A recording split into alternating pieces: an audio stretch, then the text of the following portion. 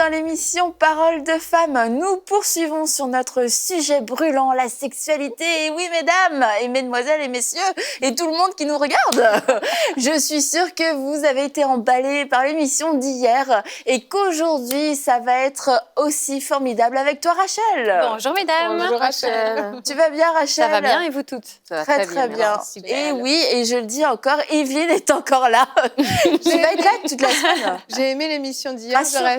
On verra si je vais rester. Ça dépend de Rachel. Ah bon, alors, Et d'ailleurs, j'aimerais dire, avant qu'on aille plus loin dans l'émission, c'est que dans la semaine, nous allons parler aussi des célibataires. Pour vous, célibataires, c'est vrai. quelle est la place de la sexualité dans la vie des célibataires? C'est quand même très intéressant. Et autre chose, nous allons aussi parler de la sexualité, comment parler aux enfants de la sexualité au bon moment, etc. Des questions que beaucoup de parents se posent. Donc, ce sera plus tard dans la semaine. Alors vraiment, là, on ne peut plus se permettre de rater une seule journée. Vraiment, les jeux, il n'y a pas d'option, non. Absolument. Et Rachel, aujourd'hui, on va parler des que peut-on faire? Ah, voilà. Est-ce que ça, on La a le fameuse droit? question. Est-ce que ça, on n'a pas le droit? Ça revient tout le temps. Exact. Quand on donne des conférences avec Eric, voilà la question classique. Est-ce qu'on a le droit de... Point. Et vous mettez ce que vous voulez derrière. Alors, je voudrais ramener, encore une fois, Dieu au centre de notre conversation. La sexualité se passe entre un mari et sa femme, donc on a vu le cadre, qui sont adultes et qui sont aptes à prendre la décision avec l'aide de Dieu. Voilà une conversation qu'ils doivent avoir entre eux et avec le Saint-Esprit. Vous savez, Dieu quitte pas la chambre quand on fait l'amour avec son mari. Hein. Il dit pas « Eh oh, attendez que je sorte ». Il est en nous. Quand les deux deviennent un, spirituellement, émotionnellement et physiquement, Dieu est là, le Saint-Esprit est là. Donc, une conversation à avoir avec eux. Maintenant, pour pouvoir répondre à cette question, avec Eric, on a mis au point un petit triangle d'or qui va nous donner un cadre. Un cadre qui va nous permettre de filtrer nos questions, en fait. Avec ces trois côtés du triangle, vous allez pouvoir passer vos questions et trouver la réponse. Le premier côté. Le rapport sexuel, dans le cadre de ce que Dieu prévoit, doit se passer entre un homme et une femme, donc de sexes différents et mariés ensemble. Et ils sont que eux deux, même dans leurs pensées. Donc vraiment, c'est entre le mari et la femme, que eux deux, avec le Saint-Esprit au milieu, bien sûr, à l'intérieur d'eux, mais aussi dans leurs pensées. Pourquoi ? Parce que nous, on a déjà entendu des gens qui ont dit « Ah, mais moi, on m'a conseillé, on s'ennuyait dans notre vie amoureuse, donc on nous a conseillé de regarder des films pornographiques pour avoir des idées. En fait, en regardant d'autres personnes avoir un acte sexuel, on introduit d'autres personnes au niveau spirituel, émotionnel, dans notre vie sexuelle. Donc non, on pense pas, on regarde pas un truc pour se stimuler. Et chez les femmes aussi, ça peut être ça. Certaines sont obligées de se stimuler en pensant à quelqu'un qui serait mieux que leur mari ou à un acteur connu en se disant « Oh, de toute façon, je le rencontrerai jamais, donc j'aime bien ses bras et ses avant-bras ou je sais pas quoi. Donc je pense à lui pour me stimuler avec mon mari. » Hors limite. La relation sexuelle, elle est prévue par Dieu entre le mari et la femme dans leurs pensées aussi, d'accord? Donc, on reste attachés l'un à l'autre, facile. Le deuxième point, c'est qu'il faut que des deux côtés, on ait un feu vert, en fait. Des deux côtés, on se dise, OK, on va essayer ça. Des fois, on a un feu orange parce qu'on se dit « Ah, j'ai un a priori avec cette technique parce que j'ai entendu des trucs horribles. » ou voilà, on réfléchit aux motivations, mais on en discute. Peut-être que j'ai jamais entendu parler de ça, je sais pas ce que ça veut dire. Donc, on en discute et on arrive tous les deux à un feu vert pour essayer une nouvelle technique. Si on a un feu orange, on peut essayer pour découvrir, mais s'il y a un feu rouge d'un côté ou de l'autre, hors limite. C'est pas pour notre couple, il n'y a pas de problème avec ça. Premier point, juste entre le mari et la femme. Deuxième point, on est d'accord tous les deux. C'est simple. Et le troisième point, la relation sexuelle est une représentation de notre relation avec Dieu. Donc, c'est hautement spirituel et le but est de donner à l'autre du plaisir. Et lui m'en donne à moi. Donc, on n'est pas là pour prendre du plaisir en faisant mal à l'autre. Donc, la troisième partie du triangle, c'est que la relation sexuelle, elle est faite pour donner du plaisir. Donc, je ne peux pas faire mal à mon conjoint pour moi trouver du plaisir.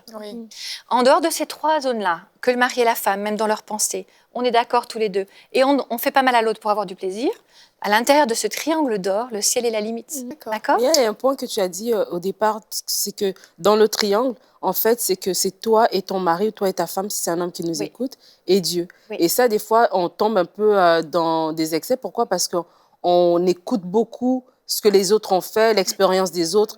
Les informations sur la sexualité, on en a parlé hier, se transmettent beaucoup de façon orale, de façon l'expérience que quelqu'un d'autre a apportée. Et ça, vraiment, c'était quand même à prohiber parce qu'il faut quand même chercher sa propre intelligence renouvelée par rapport à son propre couple. Exactement. Parce qu'en fait, l'expérience de quelqu'un d'autre leur appartient au couple de cette personne, pas à nous. C'est pas transférable. On peut apprendre les uns des autres et comprendre comment la sexualité fonctionne, mais certainement pas définir ce qui va être dans mon triangle. J'ai écrit ma symphonie avec Eric. Personne ne la connaît d'autre que nous deux. Chacune, on écrit notre symphonie avec notre mari. Et on peut prier. Si on invite le Saint-Esprit dans la relation sexuelle, eh bien, en fait, on va continuer à découvrir des choses. Eric et moi, on a 28 ans de mariage et on découvre encore des choses aujourd'hui au niveau de la sexualité. Et pourtant, on l'enseigne, etc. Donc, on a des années derrière nous, mais on découvre toujours pourquoi. Parce que le Saint-Esprit est là, il est créatif, il n'y a pas de limite. Quand je dis le ciel est la limite, c'est vrai. Il n'y a pas de fin à la découverte de la sexualité.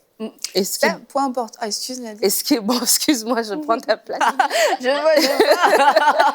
Mais ce qui est bon, c'est qu'il n'y a pas de limite, mais ça reste deux personnes. Parce que là encore, c'est un autre truc. On a l'impression que, justement, vous avez 28 ans de couple, et des fois, les gens ont 50 couples, ils ont l'impression qu'ils ont fait le tour du chapeau. Ils se connaissent, mais il y a plus encore, sans pour autant inviter des personnes extérieures. Et comme tu as dit, c'est que c'est toi, l'homme, la femme, et Dieu, et dans les pensées aussi, parce que s'il y a un blocage et la femme n'arrive pas à lubrifier ou l'homme n'arrive pas à avoir une érection, l'idée, c'est pas d'inviter une troisième personne ou une façon de réfléchir, c'est de trouver pourquoi ça marche pas. Et là, hier, on a parlé des hormones et tout. Et ça, c'est vraiment important aussi que les gens puissent le comprendre. Exact. S'il y a un blocage dans le couple, la solution, elle n'est pas à l'extérieur, de ramener quelqu'un d'autre.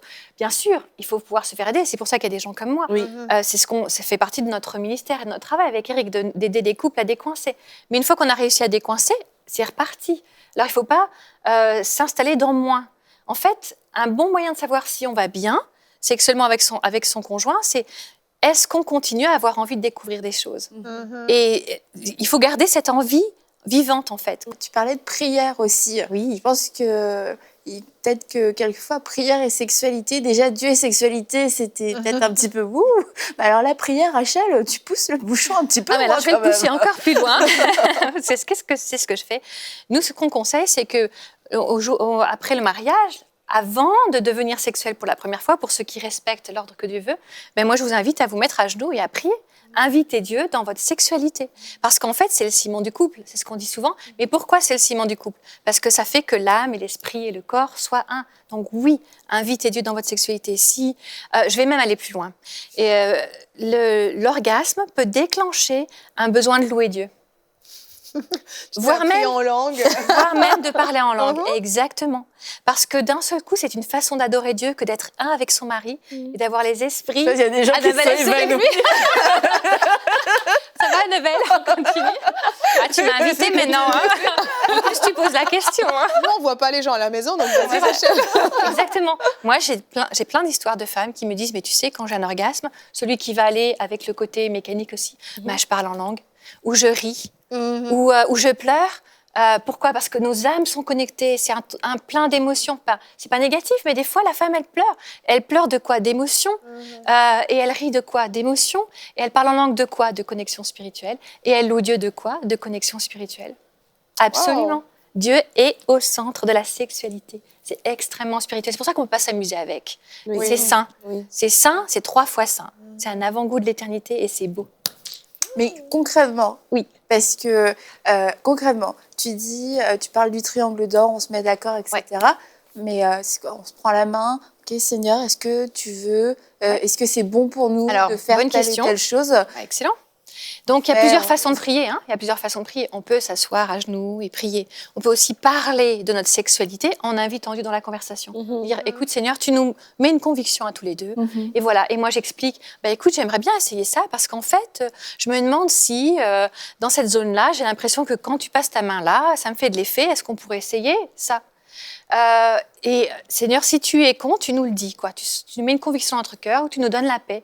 Et on n'est pas obligé de se mettre à genoux, on peut se mettre à genoux. Mais on peut aussi, quand on a appris ça au début de notre mariage, Eric, prier, c'est pas que faire prier une prière classique, c'est aussi parler de Dieu ensemble.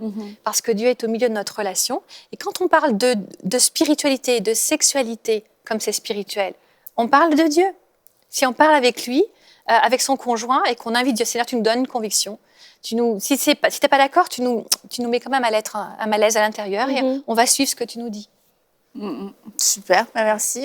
Je pense que ça réconcilie vraiment les deux parce que quelquefois, tu as parlé hier de spontanéité, genre ça, tout arrive comme ça sans rien prévoir, mais quelquefois, le simple fait de pouvoir parler, de prier particulièrement, de façon, pas particulièrement, mais de façon intentionnelle. ciblée, oui, voilà, ça... On prie pour tous nos besoins dans la vie.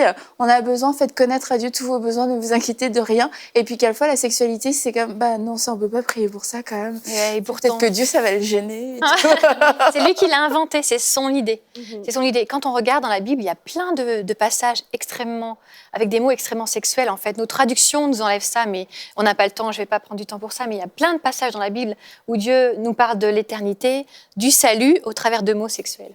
Et on veut aussi parler des moyens de contraception, parce que ça, c'est vraiment une question qu'on reçoit très souvent. Beaucoup de femmes se posent la question, déjà, est-ce que c'est biblique de prendre un moyen de contraception?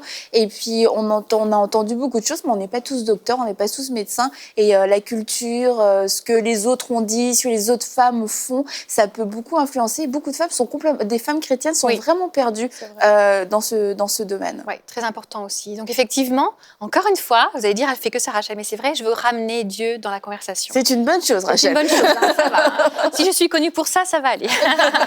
Pas que pour les autres choses que je dis.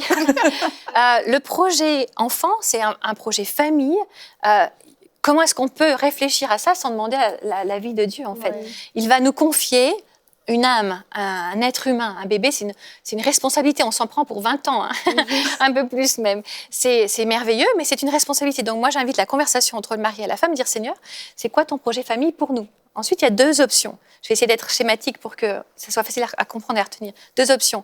Il y a le couple qui va dire, nous, on va accueillir tous les enfants que Dieu nous donne. Et on choisit donc de ne pas avoir de moyens de contraception. Si les deux sont d'accord, ok, bon courage. mais c'est beau, c'est bien, pas de problème, mais il faudra les assumer par contre. Parce qu'un enfant, c'est pas juste le fabriquer, ensuite il faut l'élever. Donc, mais encore une fois, que vous soyez bénis pour ça, hein, pas de problème. Et puis ensuite, il y a des couples qui vont dire, nous, on veut prendre la responsabilité que Dieu nous confie de s'occuper de la contraception, et donc c'est-à-dire d'essayer de timer l'arrivée des enfants. Il faut jamais oublier que même si on choisit un moyen de contraception, Dieu reste au contrôle. Hein. Ah. C'est-à-dire que les médecins vous le disent, hein, c'est fiable à 97%. Oui. Et il y a des femmes, moi je connais des amies qui ont eu ligature des trompes, c'est-à-dire que techniquement l'ovule ne peut pas passer, elles sont tombées enceintes. Donc il y a aussi la dimension de Dieu souverain. Puis il y a aussi des femmes qui arrêtent les moyens de contraception et qui ne tombent pas enceintes. Donc il ne faut jamais oublier qu'on peut être maître du timing, dans la mesure qui nous est accessible, mais Dieu reste maître de donner l'âme qui vient avec le bébé. Donc si on choisit la route contraception, ok, la première chose c'est que, s'il vous plaît, choisissez un moyen de contraception qui va permettre à vos corps de bien rester unis. J'ai touché un petit peu ça plusieurs fois, mais surtout au démarrage de la vie mariée, le corps de la femme a besoin de s'habituer au corps du mari. Et donc, quand le sperme du mari est introduit dans le corps de la femme, donc sans préservatif, les défenses immunitaires de la femme vont diminuer pendant les premières semaines de vie conjugale. Première semaine, premier mois, hein, ça dure une année à peu près. Les défenses immunitaires diminuent à chaque fois qu'il y a une relation sexuelle pour que le corps de la femme apprenne à accueillir le corps du mari, ce qui facilitera la grossesse après. Mais ça veut dire quoi? Ça veut dire que les défenses immunitaires diminuent, donc la femme qui est jeune mariée va avoir des mycoses, infections urinaires plus fréquentes. Parce qu'elle est sensibilisée à cette zone-là. Et plus elle est habituée, donc plus concrètement le jeune couple marié fait l'amour, plus le corps de la femme s'habitue, plus les mycoses vont diminuer, plus les infections urinaires vont diminuer. Donc c'est très important que les corps puissent profiter l'un de l'autre au niveau de la sexualité, dans le choix du moyen de contraception. Ok. Ensuite, on a deux grandes gammes de moyens de contraception. On a ceux qui vont empêcher donc l'ovule de rencontrer le spermatozoïde pour empêcher la fécondation. Donc, vous voyez comment c'est fait, hein, l'ovule et le spermatozoïde, comme un petit poisson qui arrive là et rentre dedans, c'est ce qu'on appelle la fécondation. Le moyen de contraception qui empêche ça nous garantit qu'il ne va pas y avoir d'être humain qui va démarrer. En fait, la vie démarre. Ici, il y a d'autres approches, mais ne prenons pas de risques. Oui. Il y a quelques heures d'écart ici. Jouons la sécurité. Quand le spermatozoïde rencontre l'ovule, la séparation commence à se faire. Ok, la vie commence ici. Le moyen qui va empêcher la fécondation va empêcher que la vie démarre. C'est un bon moyen de contraception. Ensuite, il y a les moyens qui vont empêcher la nidation. La nidation, c'est quand l'ovule a été fécondé, il va migrer dans les trompes, etc., dans l'utérus, et il va s'accrocher dans la membrane à l'intérieur de l'utérus, dans le petit nid. Il va s'accrocher, on appelle ça la nidation, il fait un petit nid. Il y a des moyens de contraception qui empêchent la nidation. La difficulté, c'est que l'œuf, là, il est déjà fécondé, l'ovule. Donc, la vie commence d'une certaine façon. Voilà. Demandez à votre médecin, encore une fois, c'est vous qui faites le choix, mais soyez bien informés. Discutez avec votre médecin du style de contraception que vous utilisez. Est-ce que ça va empêcher la fécondation ou est-ce que ça va empêcher l'anidation? D'accord? Ensuite, dans les moyens... Bon, alors, je ne vais pas trop développer les moyens qui empêchent l'anidation parce qu'en fait, ils vont faire que le bébé se décroche. J'ai utilisé le bébé, vous avez vu. Oui. Le bébé se décroche et donc, on risque de perdre...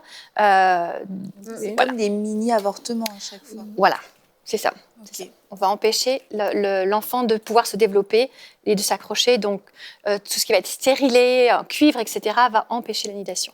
Par contre, il y a des moyens hormonaux, donc avec des pilules, avec des dispositifs intra-utérins qui vont relâcher des hormones à petite dose, avec les capsules sous le bras. Donc, il y a toute une panoplie maintenant de moyens. Des patchs qui vont diffuser des hormones qui vont empêcher soit l'ovulation, soit la fécondation. Encore une fois, ce qu'il ne faut pas, c'est que le spermatozoïde rencontre l'ovule. Donc, si l'ovule n'est pas pendu, il n'y a pas de rencontre. Si on empêche le spermatozoïde d'arriver, il n'y a pas de rencontre. Donc, voilà, on discute avec son médecin parce qu'il y a des peurs de phlébite, etc. Mais vraiment, il y a des microdosés. Les gynécologues sont là pour ça, pour vous trouver le bon équilibre de ce qui va vous permettre à votre corps. Et puis, faites des essais. Essayez, testez, voyez si ça vous convient. Si ça ne convient pas, on passe à autre chose.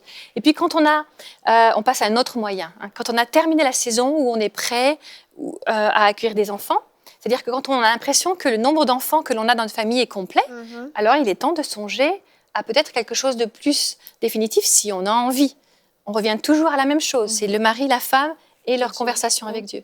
Mais si vous vous dites, notre famille est au complet, pourquoi ne pas aller vers un moyen de contraceptif plus définitif? Donc là, je sais que je vais faire réagir plein d'hommes, mais la vasectomie est presque indolore. Il s'agit d'un petit bac à glace, un petit moment, quelques heures à l'endroit désigné.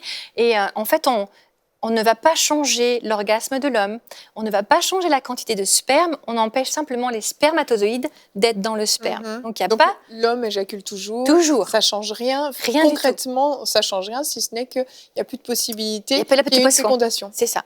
Donc, ça ne change rien. C'est important que les hommes l'entendent. Ça ne va rien changer à leur plaisir. Ça ne va pas faire d'hommes ils ne seront pas moins hommes.